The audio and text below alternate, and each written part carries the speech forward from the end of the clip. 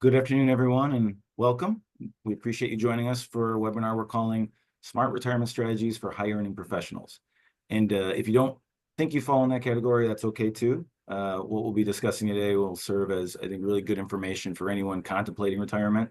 However, there are a few areas that are especially relevant to people within, say, roughly 10 years from retirement. And so we'll be focusing some attention on those issues today.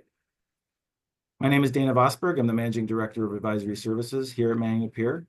I spent a majority of my 26-year career providing retirement planning advice to clients, so I'm really excited to be having this discussion today and covering this topic. I'm also happy to be joined by my colleague, Chelsea Seibel, a financial consultant at Manning & Peer covering South Florida. With close to 15 years of experience in the financial services industry, Chelsea has worked at both large institutional and small boutique planning firms. She has a strong background in a full array of comprehensive financial planning areas, including retirement, estate, tax, and business owner planning. She's a certified financial planner professional and has a lot of really good insight into helping clients navigate their retirement planning process. When not doing that, she's busy staying active in the community and supporting several local nonprofits and enjoys spending time with her husband and growing family. So thanks, Chelsea, for taking part in the webinar today. Thanks, Dana. Excited to be part of the webinar today. Yeah, great. Well, we'd like to kick things off with a poll question to ask about what you're hoping to gain or learn from this webinar today. So just interested to get your thoughts, but what are you hoping to learn? Understand how different sources of income and savings impacts my retirement, options available to maximize retirement savings, how to navigate complex or unique planning situations, and then gain insight on possible planning issues not yet considered, maybe things you haven't really thought about yet. So we'll give you a minute to think through that. And you might have a couple of things there on your list that you're really hoping to learn, but just pick one, I guess. Be selective. We'll see what happens. All right, results are coming. Okay, well, that's good. So it's pretty even breakout here, and we've got at least the winning choice was gain insight on possible planning issues not yet considered. So sounds like people, and a few other votes too on the other areas, but wanting to gain some, just make sure you're not missing anything, which I think is really is understandable and relatable. But regardless of your answer, you're in luck because we're aiming to cover all four of those today. We also encourage you to ask questions throughout. If a question comes to mind, please feel free to submit it using the Q&A option you'll see on the screen. We'll spend time at the end of the webinar answering as many questions as possible. And my colleague, Tom Stedman, one of our wealth management consultants, will be assisting kind of behind the scenes and replying in the chat throughout. So, but if we don't answer your question, just know that we or someone on our team will be sure to follow up after the webinar. And thank you to those who did send a question in already. Appreciate that. Lastly, you can find additional resources in the chat relating to this topic that we're covering. So there's a retirement worksheet and other materials related to that that you may find helpful. So please be on the lookout there in the chat for those materials. All right. Well, we've divided the discussion into really three areas that we feel offers a good flow for a discussion about retirement. First, just getting ready for the move to retirement, how you should prepare, both when it comes to making strategic decisions and preparing psychologically for the next phase of life. Also, it's never too early to do this, but creating a retirement plan, and that's an important part, and understanding how things can change with different assumptions and having an opportunity to really gain context. We'll walk through a good case that can hit on, I think, common considerations and highlight the tools that we use to create plans and address strategies. And then we'll highlight some specifics and talk about common retirement strategies along with what might be considered, say, more complex situations that you'd be facing. So Chelsea, based on your experience, when you're talking with a client and they begin to contemplate retirement in a serious way, how do you like to handle the conversation? Yeah, so thank you, Dana. And like Dana said, if you have retirement sights on the horizon, congrats. It's a very exciting time. I really love these conversations with my clients. There are those select few that absolutely love what they do, but generally I see faces light up when we shift from office talk to imagining spending the majority of the week playing golf or pickleball or traveling and seeing the grandkids. But besides being fun, these exercises of envisioning what retirement looks like is crucial in determining that next conversation of, can I afford to retire? If you are planning to travel the world with five-star amenities, that's going to look a lot different if you plan to stay home and work in your garden. Since we have varying degrees of experience attending the webinar today, we thought we'd start with more retirement basics, and then we can get into the weeds with some more complex situation. So let's start with the first question. What does retirement look like for me and my family? So this looks so different for everyone. You know, some clients, they want to work part-time. They don't want to fully retire yet. Maybe you have a bigger house and you want to downsize in retirement or move close to the grandkids. You know, that's so different for each person. And the next question is, can I afford retirement with this vision in mind? What are my non-negotiables? So I had a client come in the other day and he must have had a bad day at work. And he said, you know what? I'm done. At the end of this year, I'm not working a day after the end of the year. That's okay if I might have to make some adjustments with what I want to spend in retirement. So that was a non-negotiable for him. On the other side, I had another client come in and say she wants to travel the world and she wants to do it first class airlines. She wants to spend money doing that. And she said if she has to work a couple more years, that's fine, but that's what she wants to do. So everybody has different non-negotiables. And, I think one important point to keep in mind, and as you go through the planning process, or you start the planning process, is just, it's okay to change your mind on what that looks like, right? It doesn't have to be something that, once you kind of have the general framework or the concept in mind, that you have to stay with it. That's the benefit of planning and being able to, hey, if you change your mind, like I said, maybe something's happened where it's just created a little bit of a different I guess goal or thought on how to approach retirement. It's okay to change that and then put a plan together and sort of see how that impacts things. You're exactly right. And even in retirement, you may think you want to play pickleball every day, but then you get bored. So it Maybe not. Yeah. changes often. Yep. So one of the hardest shifts in mindset for retirees is the change from accumulation, money coming in, to distribution phase, money going out. And it's not easy to envision going from a steady paycheck to having to create that paycheck from other sources. An additional hurdle is some of these resources have restrictions on them. For example, Social Security starts at 62 at the earliest, and some pensions have designated dates that they can begin. So part of this discovery process is identifying the various sources of income you have, and if there is a discrepancy between that and what you need, we need to determine how you're going to bridge that gap. That might mean tapping into a retirement account, a savings account. Maybe you have rental properties that you're going to start pulling from. So it looks different for everyone. And since every situation is so unique, we typically start with a financial plan to get an idea of all the moving pieces so we know what to solve for. Naturally, this can make unknown events like market downturns more concerning, which is why we then stress test these plans for those what ifs. So we'll give you an idea of what that tool looks like. I'll have Dana go over some scenario, a particular scenario. This is a fictitious couple, but it looks like a lot of clients that we work with. So Dana, if you want to go over that scenario. Great.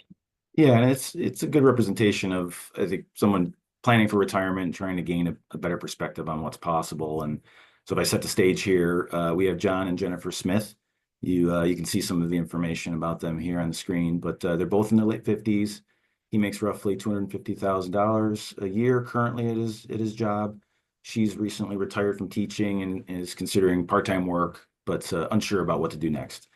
So far, they've saved roughly 2.4 million in qualified retirement plan money, brokerage accounts, savings, stock options. So kind of a full range of assets that they've accumulated. Jennifer has a pension as well from her years teaching. Say it's 12,000 annually, and they'll have Social Security when they reach that age in their 60s. So when planning and talking about goals, it's helpful to break things into needs, wants, and wishes. So needs for them is a retirement spending target of 156,000 per year after tax plus healthcare costs. Wants would be they want to travel annually. They have all this new time in retirement, so they want to go see the world, travel each year, and then also donate to charity. And we'll say that's about 10,000 each that they'd want to spend per year. And then wishes, they want to help their daughter pay for her wedding, likely to come up in a couple years, and remodel a house. So there's other information that can be helpful too. Obviously, when you're putting a plan together, they have a house with a small mortgage. They have life insurance maybe that is expiring, a term policy that's expiring in a couple of years. So there's other information obviously to build into it. In general, they're good at savings, but they can likely take steps to save some more. So the Smiths are curious about John's ability to retire in 5 years at age 62 and achieve all the goals that they just outlined that they'd like to accomplish. So first, we thought it'd be fun to just ask, you all what you think is the outlook for the Smiths and their ability to achieve their goals, and then we'll go from there. So you can see, do they have enough to retire and achieve their desired goals? So if you just, based on your gut, I know you just had literally 1 minute to learn the Smiths and get a sense of what their situation is, but what your thoughts are on, do you think they're in good shape to achieve their goals? I'll give you a minute to vote, and then. All right, so good. We have yes is about a little over 3/4 voting yes on that. So we take the various inputs and assumptions and then enter them into our planning tools. And so basically, in addition to gathering and all of that, it serves as a good exercise to organize financial data. We'll use those inputs and put it into a Monte Carlo simulation to determine the probability of achieving their goals. And this is a simulation that runs 1,000 iterations of random market returns and the ability for the portfolio to achieve the Smiths goals over their lifetime. So we're assuming that to be into their 90s, early 90s in this case for them. So what's the result? So of the 1,000 results from the simulation, we see that their probability of success is 59%. Now, ideally, we want that to be higher because it means that 414 trials in this case failed to meet their needs over their entire lifetime, again, going into their 90s, or they outlive their assets. So interestingly, I think people have vastly different reactions to what this number says. Some might see that and say, great, it's above 50%. I'm happy with that. Good to retire. Others are disappointed it's not higher, and then they start to worry about, okay, what can I do then to get that number higher? In general, it's good to explore how we can make that number land inside the blue section of the dial that you see, which is 70 to 90%. And that's we call the confidence zone. So this suggests really a good balance to account for current and future lifestyles while also considering, future unknowns, things that can just, happen that you're obviously not expecting. And it's a Goldilocks approach of not being too ambitious, but not too conservative, and then miss out on enjoying what you have and actually, kind of living life. So let's take a look at what we can do to improve the number here. And really what this shows here is the 59%, and the play zone we have, it has different dials for all of the different inputs that you can adjust. And so it's a great way to see, okay, if we make some adjustments across these different areas, what does that do to the plan? How does that increase perhaps that number, or decrease it depending on what you adjust? So say in this case, John's willing to maybe work a few more years. So we say if we just slide that up to 65 there, and then maybe adjust Jennifer to 60, that moves that probability of success to 81%. Just that adjustment. And then some additional adjustments to the portfolio, say to maybe account for certain concentrations that we can diversify. So 85% is the number that improves to, which is great. It shows that, hey, you work a couple more years and you can really improve those numbers. And if we dig into the numbers more, you can see that we can really see how the random returns there at the top of each year, and then the impact on the portfolio over time, and that the sort of the middle chart with the blue bars. So you can see that the 500th iteration there is, shows them to be successful in achieving their goals. And if we even move the dial over to more of a worse scenario, you can see the random returns again. And then again, the portfolio holds up well year by year as there is still meaningful value well into their 90s. So that's, it's nice to be able to make those adjustments and gain that context when it comes to working through the different scenarios and using this tool. And then also, I think we can analyze other things. So in this case, we'll move over to what are you afraid of? And this brings up a set of dials here where it's broken out by probability of achieving needs, wants, and wishes. And also on the left, you can see different areas of concern. That's quite common for people. So this, say, the impact of a bear market or facing the Great Recession as you reach retirement. Some worry about changes to Social Security. We can offer some context there. What about long-term care needs and higher healthcare costs in the future? We can make adjustments there. So, I mean, we're not obviously looking at each of those, but just showing and talking through the fact that these are areas that you can make adjustments to. Longevity and the impact on finances. We can also see the potential impact on long-term savings that are related to tax adjustments and tax planning, say for Roth IRA conversions and what that can show. So I think the real key takeaway from walking through all this is that seeing results and having context can serve as an essential base case for ongoing planning. So knowing what decisions can have a big impact and which don't. Some of those things you can control and others you can't. So really focusing more attention on the controllable parts of the plan and being able to kind of make adjustments around those. Chelsea, anything you'd like to add just based on kind of your experience presenting plans to clients? No, I think this is great. And just, those what ifs can really help clients feel better about sleeping at night to say, they might have a parent that's dealing with long-term care and, they want to stress test their plan to say, okay, if we had a long-term care scenario, we're still going to be okay. So it's a great exercise to really get that base plan so that we can go forward and tweak things a little bit further. Great. So we've talked about preparing for retirement and then running a plan, obviously to see the results. But let's cover more detail about strategies and tactics to get in a better position for retirement. Yeah, great. So like Dana said, you've done your plan and realized I may need to continue saving to be ready for retirement, or maybe you just want to build a little bit more cushion. What's the best way to do that? So let's start with, on the screen it says 401k, but this is any employer plan, 403b, 457, if that's available to you. Good news is that with the Secure 2.0 rule that was signed into law in December of 2022, participants who attain the age of 60, 61, 62, or 63 this year, starting 2025, is allowed a super catch-up contribution, which is $11,250 versus the normal $7,500 for a total of $34,750 plus any employer match. So on the screen, you can see we broke it out by age because it gets a little confusing. So that is the max employee contribution that you can make. So if you want to still put more money away, let's look at IRAs. If you are a high earner, you are most likely making too much to do a Roth contribution. However, there is a workaround called a backdoor Roth. I'm sure many of you have heard of it. Essentially, you'd make an after-tax contribution, so you wouldn't deduct it, to a traditional IRA up to the $7,000, plus if you're over 50, you can do an additional $1,000. And you can then convert the traditional IRA into a Roth. There are some caveats here, so just run this past your accountant first. For example, you have to be careful if you have a large traditional IRA already, as it can trigger what we call the pro rata rule, which could cause your after-tax money to be taxable, which we do not want to happen.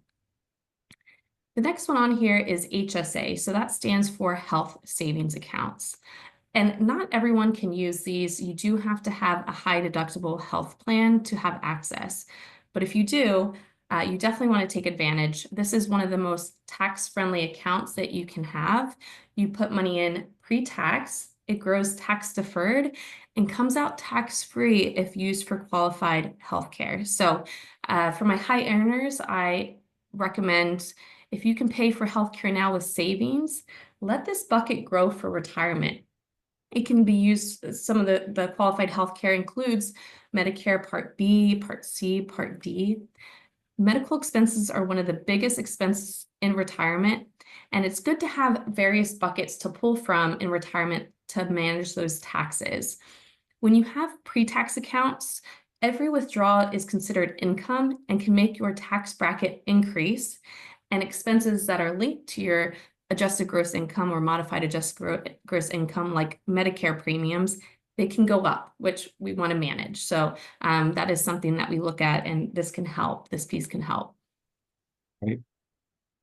I can summarize the next set of strategies here. You know, might be questioning why we've included 529 plans. These plans were created in the mid 90s and really began gaining popularity in the 2000s. So I think a lot of people probably nearing retirement at this stage have these plans. So it's important to consider how they plan and how they play a part in your overall plan for retirement. So a lot of our planning has to do with what is the most tax efficient way to build wealth and take advantage of the right tools. And, you know, this is a good example of that. Contributions grow tax-free when the beneficiary uses those funds for qualified education expenses. Also, many states offer a state tax deduction for contributions to 529 plans. So there's been a lot more flexibility added over recent years to 529 plans. You can change beneficiaries. So say you had, you know, 529 plans for your children, and now you have grandchildren, or you're expecting to have grandchildren, the beneficiaries can be changed on those accounts. You can now pay for qualified K through 12 tuition. And so obviously it has to be qualified, but that's an additional option outside of just college funding. You can pay student debt in certain circumstances, and also you can transfer to a Roth IRA if certain requirements are met. So a lot more flexibility now, where it can be a tool where just ensuring that you have you know, understanding of how that fits in with everything, and how you're utilizing your assets. Moving to the next one. If you're a business owner and you want to save more money, or you have a side business, say, it's important to consider what you can save in qualified retirement plans. So we're specifically mentioning cash balance plans here. The key takeaway is that we want to emphasize really these plans can really be a powerful savings option. For small business owners over age 40, cash balance plans and cash balance 401k combo plans offer some of the highest allowable tax deductible contributions, as well as increased flexibility in how you design the plans and plan design. So literally $100,000 plus each year can go toward saving for retirement, and really is a powerful way to sort of cram additional savings in if you're a business owner generating a healthy amount of cash. And then also, it's important to do some general personal finance 101 housekeeping. So that includes eliminating high interest debt. And this may seem obvious for a lot of people, but it's a common issue when people might have less predictable income. So they may have high income levels, but it's coming kind of at different times. Using a credit card can often be, you know, used as a bridge to kind of get to that if you're maybe waiting for a bonus and you just need to pay for something until that bonus arrives. So there can be better low interest options, such as home equity loans or HELOCs that might make more sense for your plan, or just aim to eliminate the additional costs that these credit cards can generate as you near retirement. So it doesn't also create a hidden drag on your finances. So Chelsea, there's usually an emphasis on saving and retirement plans. That's what we focus a lot of attention on. But what about after-tax accounts or non-retirement accounts? Yep, like you said, if you're maxing out all possible retirement plans, you can save additional dollars in non-retirement or after-tax accounts. And this might be a great bucket to build up if you have a bridge to gap between when you retire and when an income stream starts, like Social Security. You want to make sure the investment makes sense for your time horizon. If this bucket you're going to use in 2-3 years, you want to make sure you're not super aggressive in case the market pulls back, so that you have less to pull from when you need it. You also want to make sure that the investment vehicles are tax efficient, especially if you're in some of those top income tax brackets. You certainly don't want to add unnecessary taxes. So for example, mutual funds can put off some capital gains that may not be as tax efficient as, say, ETFs or individual stocks, where you can tax loss harvest. So just know that that's available and something to consider. The next one on here, donor advised funds. So for those of you who don't know what that is, these are charitable accounts where donors contribute cash or assets, receive an immediate tax deduction, and then can recommend grants to qualified charities from that fund. So why are we talking about this? If you are charitably inclined now and want to be in the future, you might want to rethink how you are doing that. So while you're in the top income brackets, you want to find ways to reduce that taxable income. And one way to do that is charitable deductions if you itemize. You can give more now, hopefully enough to itemize, take the deduction. Maybe you even choose appreciated stock that needs to be diversified anyway, and you don't have to pay those capital gains, and you put it into the donor advised fund, and then you let it grow. You can invest money in the donor advised fund. And then you can give directly from your donor advised fund in retirement instead of pulling from your taxable account. So the next one on here is insurance. So many people don't consider life insurance a part of their net worth, but it can be an important component and tool. And I strongly believe that insurance should serve a specific purpose. So for example, a term policy can cover the period of time while you still have a mortgage on the house to ensure your loved ones are not stuck with a mortgage upon your passing. Or, I've worked with farmers before, and they have most of their assets tied up in the farm, but not a lot of liquid assets. So if you wanted to go to the next generation and you have to pay estate taxes, you can utilize insurance to do that and keep it in the family. Needs change over time, and this is an important asset to review to make sure it's still needed. And if so, does it still accomplish what you thought it would? There are opportunities to repurpose insurance or possibly take the cash value or sell it if not needed. You might have an old whole life policy that you took out 30 years ago, but you don't need it, but you could see yourself utilizing long-term care. So there are ways it's called 1035 exchange, so you can move from one insurance policy to another without triggering a taxable event. So it's just good to look at that and assess your needs. Yeah. Chelsea, I think that's a very common issue to see, especially on many conversations with clients where it's the insurance sort of no longer has the same purpose, or don't really have a need for it, but there's this insurance. So now what do you do with it? And that's where some additional planning, or maybe there's a second phase of life for that insurance policy. You can transfer it, and then it could meet new needs that develop in retirement. But so a lot of good information there. So if people have really built a career and accumulated assets, there may be some more complex or unique situations that you have to manage, and may not be necessarily straightforward. So can you kind of walk through a few things that we might see oftentimes when we're talking with our clients? Sure, yeah. So you'll see on here deferred comp. And in this instance, I'm referring to non-qualified deferred comp. And it can be an attractive way to save additional money if you're maxing out all your other retirement options. I'd certainly do that first before moving to this option. As the name implies, it allows you to defer a portion of your salary into a segregated account held in a trust, which is invested. It's an agreement between you and your employer to defer a portion of your income until a specific date in the future. The thought is that this money can grow tax deferred, and you can take it out when hypothetically your income is lower in retirement. But there are risks. So your non-qualified deferred comp remains in the employer's general assets and is subject to potential loss. So if the company goes bankrupt, you could see your funds disappear. But what I want to mention here is just be aware of your distribution schedule. So I'll have a retiree come into me and say that they have non-qualified deferred comp, and they set it up to distribute the year after they retire. And they want to know how to spread that out. But unfortunately, once it's selected, it's typically irrevocable, and it's tough to offset a big inflow of income like that. So if you have options, certainly take that seriously, because it's nice to be able to spread it over a couple different years. The next one on here is restricted stock units, and I'd also add in here stock options. And many companies offer this to employees as it's a great tool, especially with startups, to attract talent. While they have a lot of similarities, there are important differences between the two. So stock options are exercised after the vesting period, and the timing of the exercise is at the employee's discretion, depending on the market price. On the other hand, RSUs are settled and converted into shares automatically after vesting, regardless of the market price.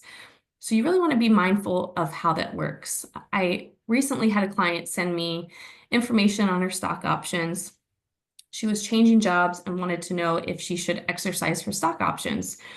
But after analyzing it, she would have paid more in taxes than the actual value of the shares. So we recommended not to exercise. And this company wasn't doing as well. So these are things to consider that you want to have a strategy involved. Next to Chelsea, or kind of related to, I guess, maybe for people moving into another phase, maybe thinking about how to manage or deal with a side business that they've started, or obviously they've owned a business for a long time and it represents a significant portion of their net worth. It's their largest asset. Kind of what are some planning considerations and important things to think about from a planning standpoint there?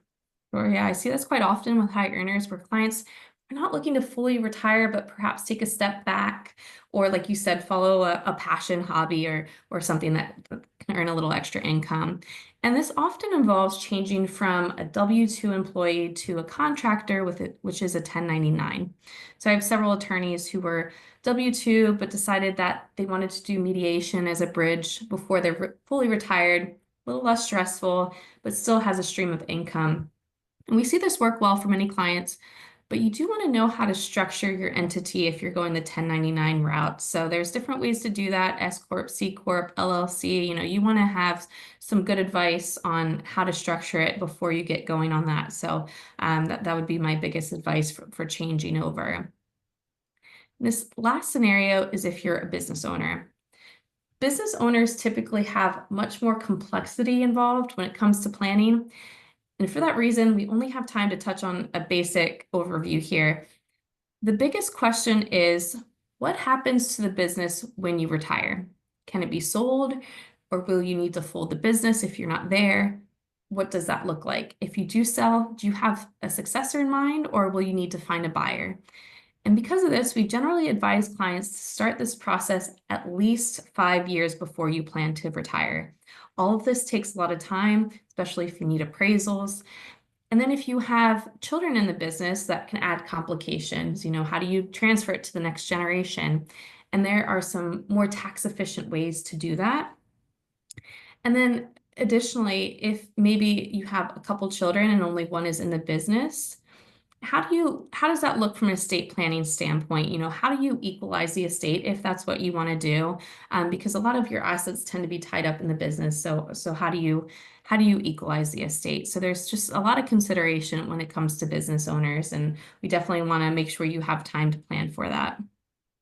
Yeah, and just obviously just going through what you just summarized, Chelsea, there's a lot of complexity here. I think it can be overwhelming sometimes if people, they may have certain assets that, it's not clear cut, right? It's not maybe as simple as you might think with sort of more traditional just retirement assets. And so I think just want to stress that, that's what we're here for. That's the work that we do as advisors, to be able to, help kind of organize all of this and then, outline, what are some good next steps and things that you can do, things that you can consider, understanding different trade-offs, and be able to sort of map that out. And then, as a client, you can work through what feels best and what's the right path for you.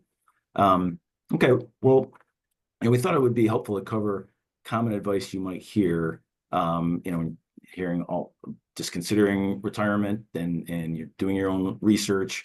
There's common advice that you see quite often, rules of thumb. And we wanted to offer our perspective on some of those that we thought, are probably most common. So you see the list here on the screen, but Chelsea, let's take turns as we go through these, and you can go first. You can pick your first one, then we'll just trade off and on and kind of summarize our thoughts on each. All right, I think the most common one I get is about Social Security. So it says here, take Social Security ASAP. So, I always tell clients, if you can tell me when you and your spouse will pass away, I can tell you the perfect time to take Social Security. And, there's so many unknowns, but there are reasons to take Social Security early. So for example, if there's health issues, you want to take it earlier so you have more time to pull from Social Security. But when you do take it early, it permanently reduces your benefit by 25 to 30% than what it would be at full retirement age. Likewise, delaying Social Security to 70 can increase your benefit 24 to 32% higher than full retirement age. So there's some planning to do there. Each situation's a little bit different. Right. And all right, I'll go with plan for a 4% withdrawal rate. And this is the 4% rule that many are likely familiar with. It suggests that a retiree should be able to withdraw 4% of savings each year in retirement, adjusted for inflation, and it should last approximately 30 years. And one issue with the rule is that it's based on past market returns. So it's backward looking, and but in general, it remains a good threshold for, I think, a reasonable long-term withdrawal target. Historically, going back to the 1920s, a 50-50 stock bond portfolio has generated just over 8% annually. So if you can keep your withdrawals to, say, 4 or 5%, and your portfolio is managed in a diversified, balanced manner, you should be able to make it last a very long time. But it's important to stay disciplined with withdrawals, obviously, and not exceed that. You have the more than 1 year or two here or there where you're going way above your spending target. You want to keep that disciplined and review a plan regularly to avoid any of those surprises. Great. All right, Chelsea. I'll go ahead and take, should I meet with a Medicare specialist? Medicare is an important benefit retirees, and it can be helpful to meet with a specialist as there's a lot of factors to consider. Healthcare costs are the second largest expense for those over 75 after housing. So if you're turning 65 soon, just be sure you know how Medicare works. If you don't enroll properly, you may face penalties for as long as you have it, which is a long time. You can delay Part B if you are still working and covered by an employer plan, but just be sure. We are available to have those conversations with clients, and we can always refer to specialists if needed. All right. Well, next I'll go with always delay retirement plan withdrawals for as long as possible. And this one's interesting because I think it was a very common belief in planning for a very long time. And in general, it is solid advice. The main point being that you want to keep money in IRAs or qualified plans and other tax advantage accounts for as long as possible to let it grow tax deferred for as long as possible. So, if you assume a basic retirement scenario, that math likely holds true. However, it's as tax planning is come into play to be an even bigger role in retirement planning in general, it clearly can depend on someone's unique situation. So what you want to avoid is large swings in taxes during retirement. There may be years in retirement when you're at a very low tax rate, and in that case, taking a little out of your retirement accounts, perhaps up to a certain tax bracket, might make sense to kind of avoid a future so-called what we call a tax bomb. That's sort of this unexpected, large several years of maybe some high income and higher taxes later in retirement. And so you can smooth your income if possible, and some of it coming from earlier in retirement by taking withdrawals from your retirement accounts. That can sometimes really be beneficial to just smooth out the income over time. Great. Annuities. So we get a lot of questions about annuities, and there are many advisors out there that encourage the use of annuities to essentially create an income stream in retirement for retirees. I'd say just be careful of these and get a second opinion. Annuities tend to limit flexibilities. They have a lot of bells and whistles with fees, and it might even impact how much is left for the next generation. And then it's typically hard to get out of once you change your mind. So there are specific scenarios where these make sense, but I find them more far and few between. So definitely be careful and get a second opinion before diving into an annuity. Yep. Good. Next, I'll go with a set asset allocation with the 100 minus age equals stock exposure formula. So the whole point here is that if you are, say, 65, you should have 35% allocated to equities in your portfolio, which is a more conservative allocation to dampen volatility while in retirement and living off of the money you've saved. But like any rule of thumb, there's some merit here, but it can depend on several factors, and it depends on your personal risk tolerance and the time horizon for a particular account. If there isn't a need to take money out of, say for 10 plus years, you don't have to access that money, a higher allocation to stocks may be appropriate regardless of age. We work with many retirees who flip the conventional approach you know, in or near sort of that required minimum distribution age, so in the early 70s, to manage the retirement or the IRA assets more conservatively than taxable brokerage assets, because those assets may have those brokerage assets may have a longer time horizon, or even, you know, an expectation that it will be passed to the next generation. So this highlights how, you know, really having a plan to determine an appropriate allocation for each bucket of money is really important. Great.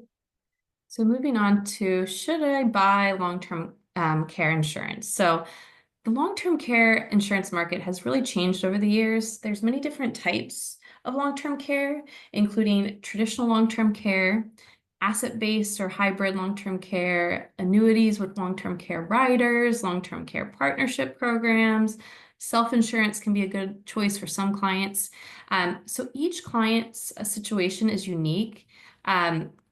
With some of these, you know, I do caution, for example, traditional long-term care insurance, as it's a use it or lose it. It's similar to auto insurance where you pay every year, but then if you don't use it, you lose the money. And then the insurance companies reserve the right to increase premiums at any point for that particular kind. You know, some of the hybrid and asset-based might work well with your situation, but it's very personalized. So again, it's something that you'd want to talk to your advisor to make sure it makes sense for your situation. All right. And the last one we have on the board is have an estate plan at the start of retirement. And I would say, you know, yes, definitely to that. I would also say it's important to have an estate plan sooner, particularly you think of an estate plan where it's just be very complex, but a very simple estate plan, which is a will and other key documents like a power of attorney and healthcare proxy. Those are important to have, you know, much earlier than the nearing retirement. And typically, we would suggest reviewing your estate plan every 3 to 5 years.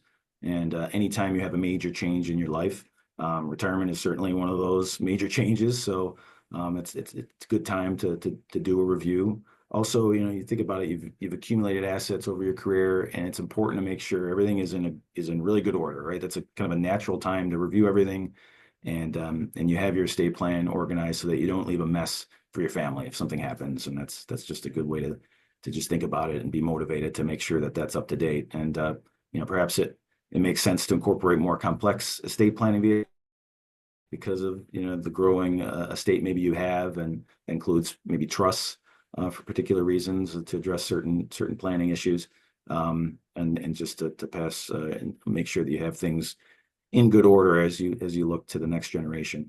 And I'll mention too, especially if you have assets in several states, because you don't want to avoid possible probate in several states. So there's ways to do that with trusts.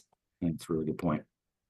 All right, well, we've covered all 8 boxes there, and that also concludes our prepared portion of what Chelsea and I wanted to really highlight. But Chelsea, thanks for your insights.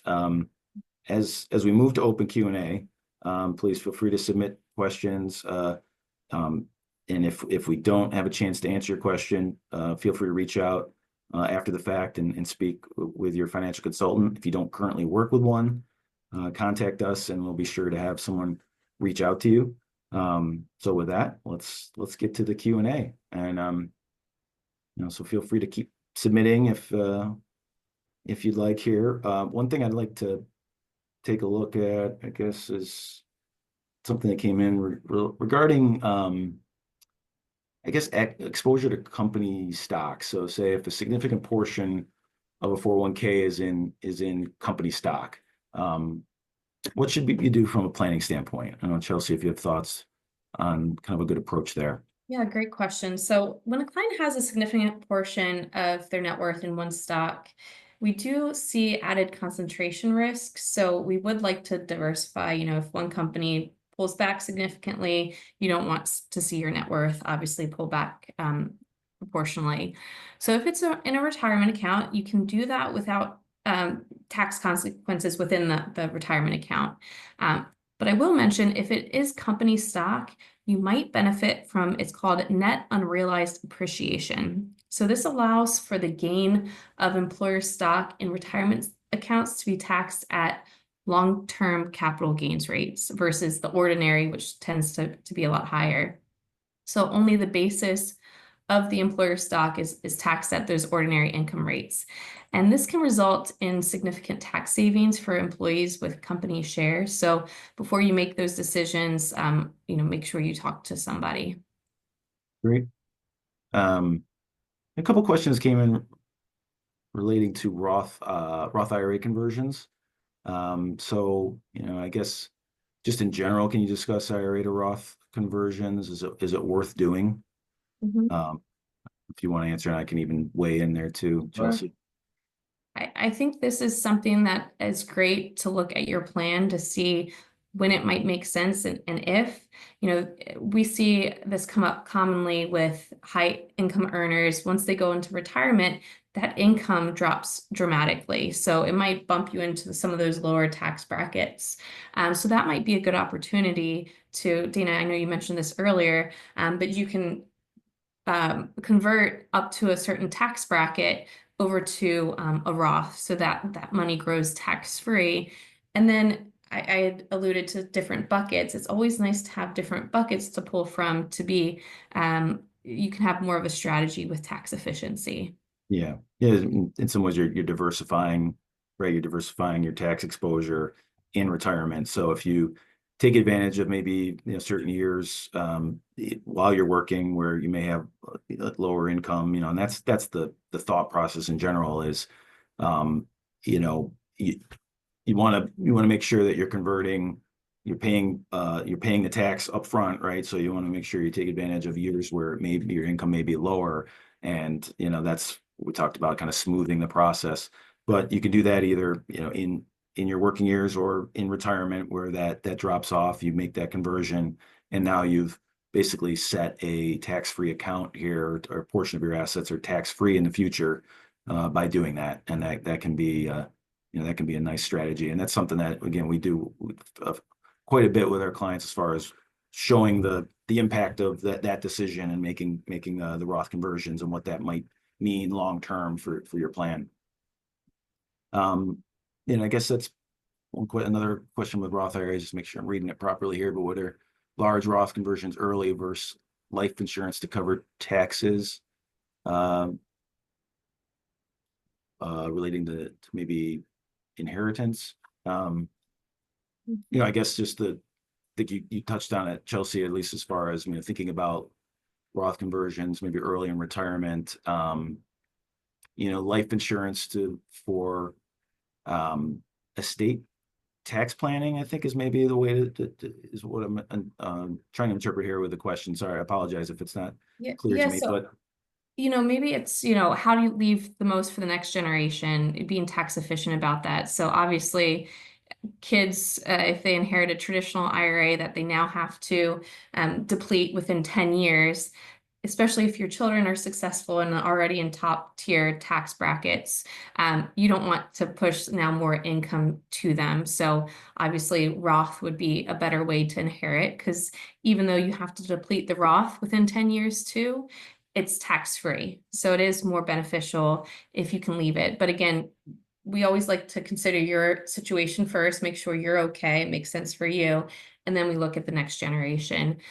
You can look at life insurance. It's certainly a good way to plan for children, but it depends on your health. It depends on the expense of the insurance. So oftentimes we look at those rates to say, well, unfortunately, you have a health history, and it would be pretty exorbitant to get permanent health insurance. So it takes it out of the equation. So it just depends on that person's specific situation. Yeah, and there's something called an irrevocable life insurance trust. So Yeah. what happens is people will have a life insurance policy. This goes back to kind of repurposing life insurance. But if people will have this policy, it's there, right? And maybe I don't need it for life insurance for myself anymore. We don't have to worry about replacing income, sort of the traditional thought with life insurance. Now it's okay. Well, what do we do with this? And one thing that, if it's a large enough policy, is you may create a trust. It's an irrevocable trust, and you transfer the policy to that trust. And what that does is it takes the death benefit, which would be taxable in your estate. If it's not in the trust, you move it out of your estate, and then it can be used for taxes. And so your family can use it to pay taxes, whether it's, when they take withdrawals from an IRA, they got to pay tax on that. Well, that could be money that's used for that. Just in general, estate tax, typically is what you would see, but you can do some good tax planning with a life insurance policy if it's in a trust, and it can be, a nice piece to your overall plan. Let's see, one that came in. We went on here about advice about creating a trust for beneficiaries. Yeah. So that is, it depends, that's that's Yeah. my answer for a lot of these things. So it depends on what you're looking to do. If you're looking to do it for tax reasons, the estate tax limit is very high right now. It's 13.99 for 2025 million. So a lot of people, and then you double that for a couple, it's set to sunset at the end of this year. So right now it's set to drop. But the new administration could extend that. So we're looking at those rates. But a lot of people don't qualify, at least for the estate taxes portion of that.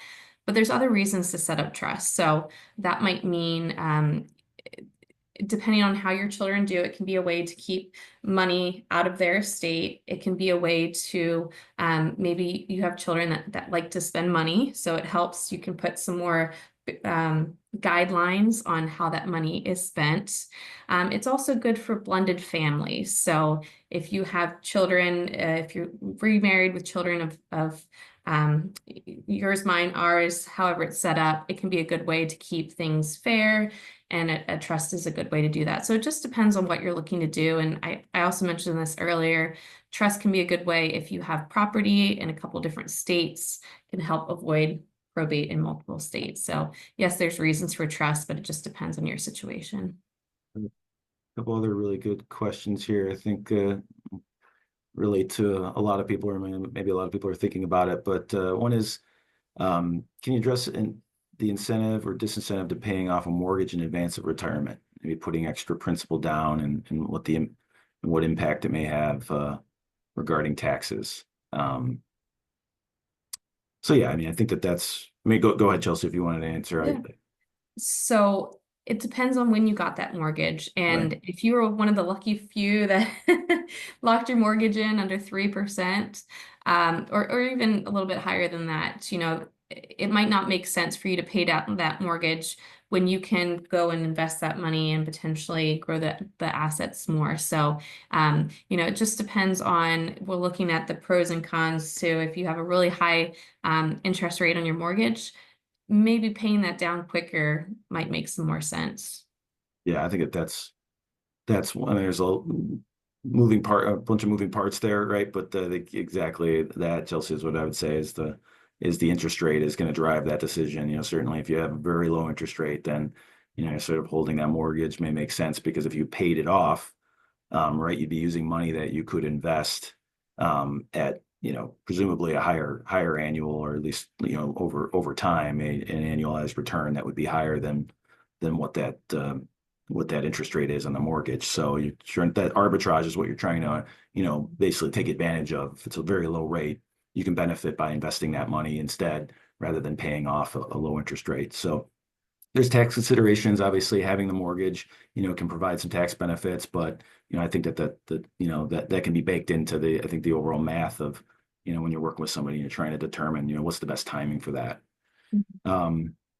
There's a question just about I think we've touched on it at least throughout, but how far out should you tax plan for retirement, say, i.e. 5 years, in order to determine what age is best to retire?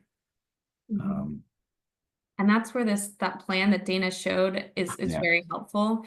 So I would say, I mean, at a minimum 5 years, but you can start even earlier. I have clients that come in that have just started their career, and it helps with the planning. What can you do now to plan for retirement? So it's never too early to start planning. And then the earlier you start, the more tweaks that you can make. The closer you get retirement, there's less and less options to make any adjustments. So if you can start that process now, I would recommend it. Yeah. Yeah. Save, within certainly, 5 years or even a little bit sooner. And just in general, I've said it a bunch of times throughout. It's just having the context about what it all means and sort of the different trade-offs, right? Because there's always trade-offs. So, if you want to retire a little bit earlier, well, that might mean that, maybe you just have to cut down on what maybe your spending target is in retirement, and potentially for a lot of people, obviously that's going to be not everybody has unlimited money, so you're going to have to sort of weigh that trade-off and decide, what fits best for you, and that's why you do the planning on a regular basis to see how things might change. There's a question just on charitable trusts in general. I wasn't really a lot of detail in the question, just I think understanding maybe how charitable trusts come into play. I mean, sometimes a lot of times when you think about retirement and kind of a hybrid strategy is both for estate planning, but also maybe some retirement is charitable remainder trusts. Things like that where you could, create a trust, and then you would have a stream of income that would be designed to come out of the trust, say for 20 years, that in the end, after that period of time, either for income that would come to you as the grantor or as a beneficiary, a family member, that can be income that would be, an annual stream of money. And then in the end, you would have that money would go to the charity that you've chosen and listed in the trust document. So that's it's something to consider. It's a trust. Some people may view that as, that's something else that I have to sort of manage and understand, and it's an additional complexity. But I think for certain people, maybe very charitably inclined, that really want to create something like that, I think it can work well, and it can have a kind of the dual benefit of maybe still receiving some money from the assets as well during your lifetime. Mm-hmm. Yep. And there's a calculation to see how much you can actually deduct. Right. Yeah. So that is another consideration, how much are you doing this for the charitable cause versus how much are you doing it for the tax efficiency? And you can run those numbers and figure it out. There's a calculation. Another question came in as far as just, do we have calculators as far as, do we have a way of determining best way to take IRA withdrawals, and then maybe when to take Social Security? We do. Yep. And we have a pretty, it's part of the tool that Dana showed, so we can show some of these scenarios. And we have a Social Security chart that will say, what's the crossover point? If I live past 72, it might be worthwhile to wait to 65 or 60. We look at the different numbers. If you live to the end of your plan, how much are you actually pulling out of Social Security? So it shows some pretty powerful numbers and can be helpful for making the decision of when to take Social Security. And the same thing with the withdrawals. We can calculate, okay, are you going to do a Roth conversion? Are you going to pull from the tax deferred account? Are you going to pull from your taxable account? So we can run all those numbers for you. Yeah. I mean, the demo that I went through was just a couple of minutes long. So, it didn't have enough time to really show all of the different features that you can make, that you can adjust and analyze. So, but there's plenty in there. So yeah, absolutely. We do have those calculators. I guess just we're almost at the top of the hour here. So quickly, just the last one. Do you alter your allocation, say if nearing requirement distribution age? So you're in your early 70s. It's my favorite. It depends. It depends on your situation. So it depends on what you're looking to do with those assets. Some people are living off of their required minimum distribution. Some people don't need it and they want the money to go to next generation. We've had clients use their RMD to pay for insurance premiums. Someone mentioned that earlier, to then pay for insurance for the next generation, or they use their required minimum distribution as a qualified charitable distribution to go directly to charity. And then you don't have to pay income taxes on that distribution. So it's based on a couple things. What are you using the account for, which kind of goes into that time horizon category, what your risk tolerance is. Can you really stomach seeing swings in the market? So it just depends on each individual situation. But if you are pulling a big RMD, required minimum distribution, we obviously don't want to be too aggressive so that it can sustain that withdrawal on the portfolio. Exactly. All right. I think we've come to the end of the time we have for today, and thanks again, Chelsea. Appreciate it. I want to thank everyone as well for taking the time out of their day to be here with us. Greatly appreciate it if you can take a few seconds to fill out a survey that we have linked in the chat section so that we can have some feedback on this webinar. And also, if you're interested in learning more about Manning & Napier, please visit the link on the screen that you can see to schedule a call. We're also happy to provide a free consultation where you can outline your financial situation, perhaps where you are in your own retirement planning process, and talk about goals and what you have in mind for your finances.